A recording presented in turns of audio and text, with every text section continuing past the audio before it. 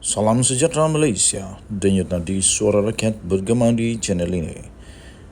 Jangan lupa tekan butang subscribe, like dan share. Malaysia kita punya, cintai Malaysiaku, kita jaga kita.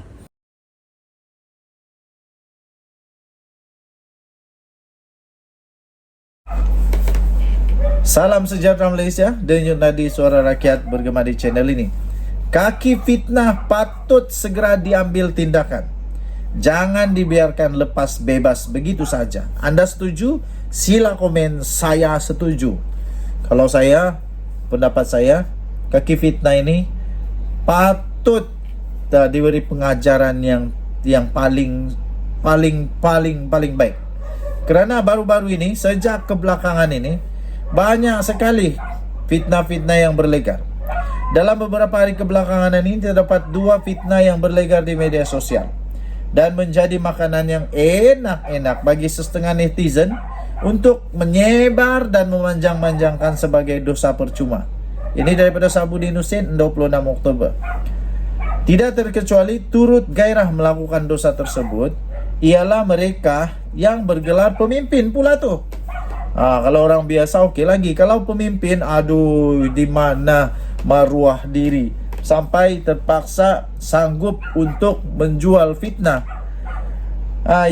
Tidak terkecuali turut gairah melakukan dosa tersebut ialah mereka yang bergelar pemimpin dan beberapa individu yang agak dikenali dalam masyarakat.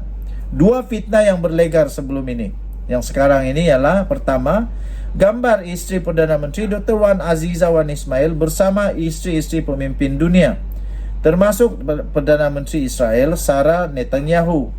Melalui gambar tersebut kebetulan berlaku konflik perang seperti berlaku di Gaza ketika itu. Adanya Wan Azizah dalam gambar bersama isteri Perdana Menteri Israel itu digambarkan kononnya beliau seolah-olah tidak menyokong perjuangan rakyat Palestin. Sehingga ada netizen yang menulis, kenapa Wan Azizah tidak mengelak untuk bergambar dengan Sarah Netanyahu itu? Kedua, video berkenaan Menteri Dalam Negeri Saifuddin Nasution Ismail ketika mendaftarkan perkahwinan pasangan bukan Islam sempena sambutan Hari Pendaftaran Negara semalam. Video itu digambarkan diberi keterangan seolah-olah menunjukkan Saifuddin Nasution menjadi juru nikah untuk menikahkan pasangan bukan Islam. Dalam hal itu, selain ramai yang memfitnah Saifuddin Nasution telah menjadi seorang juru nikah kepada bukan Islam, terdapat pula seorang yang dekat dengan PN yang juga menyebarkan video tersebut bersama keterangan yang mendakwa inilah menteri yang tiada kerja dan kini telah menjadi juru nikah agama Hindu, katanya.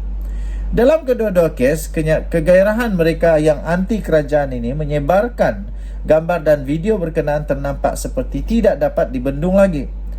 Tanpa melakukan tabayun atau menyemak fakta terlebih dahulu, mereka terus menyebarkan demi meraih manfaat politik dan untuk menyerang kerajaan yang ingin dijatuhkan.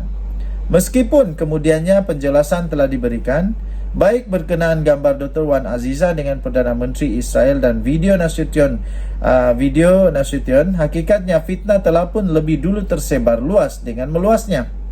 Berkaitan gambar Dr. Wan Azizah, ia berjelaskan bahawa itu adalah gambar ketika isteri-isteri ketua kerajaan diraihkan oleh isteri Presiden Amerika Serikat sewaktu sidang UNGA PBB pada 21 September lalu. Ketika gambar itu diambil, konflik perang di Gaza belum lagi meletus, dan dengan itu mengaitkannya seperti isteri Perdana Menteri tidak sensitif dengan konflik di Palestin adalah suatu fitnah yang terang lagi nyata. Begitu juga dengan video Saifuddin Nasution mendaftarkan perkahwinan pasangan bukan Islam. Selain ia bukanlah ritual agama dan tidak menjadi juru nikah, beliau selaku Menteri Dalam Negeri sebenarnya memang diberi kuasa untuk berbuat demikian.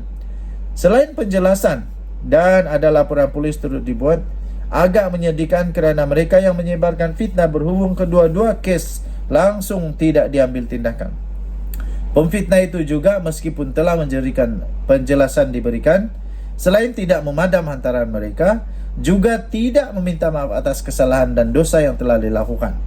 Dengan itu ada kemungkinan di lain masa mereka akan terus menyebarkan perkara-perkara tidak sahih dan menyebarkan fitnah. bahkan tidak menimbulkan ketakutan kepada siapa juga untuk melakukan hal yang sama. Akhirnya apa yang jadi kepada negara? Dalam hal ini sudah sampai masanya untuk pihak kerajaan, khususnya PDRM dan SKMM, untuk segera bertindak tegas terhadap mereka yang mempunyai kegemaran melakukan fitnah di media sosial.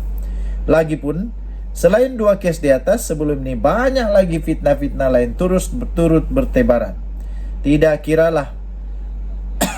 kira Waima selepas penjelasan diberikan sekalipun, kes tidak patut dianggap sudah selesai. Mereka yang sebelum ini telah menyebarkan fitnah mesti diambil tindakan tegas.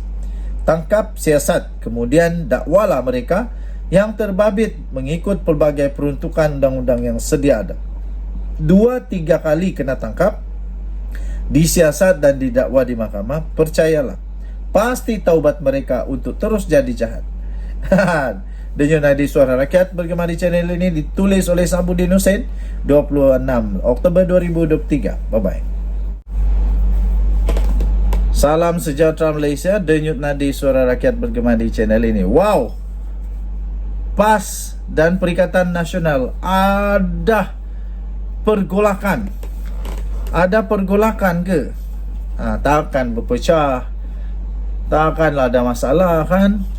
Belum jadi kerajaan sudah ada masalah, apalagi kalau jadi kerajaan. Tapi biasalah, semua parti ada masalah masing-masing.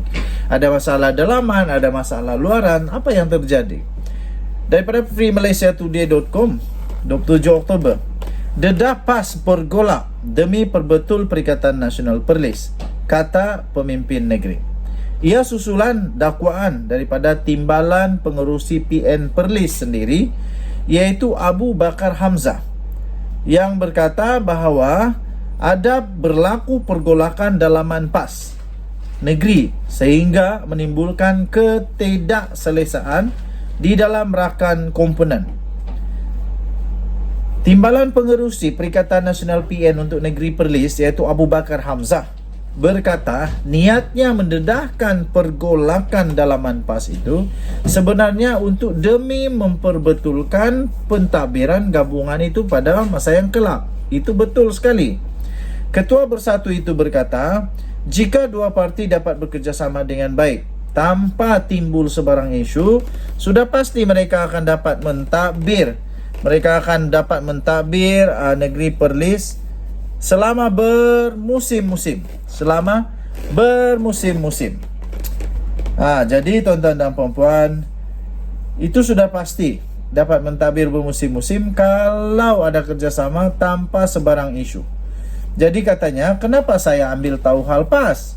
Sebab PAS ini rakan kita, katanya. Bersatu ibarat adik.